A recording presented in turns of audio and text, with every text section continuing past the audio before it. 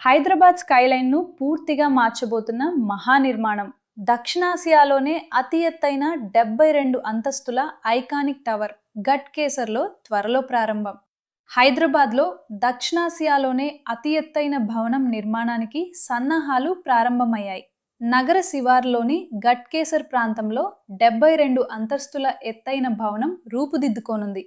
Dancing డెఫోడైల్ థీమ్తో మెలికలు తిరిగే ప్రత్యేక డిజైన్ ఈ నిర్మాణానికి ప్రత్యేక ఆకర్షణగా నిలవనుంది.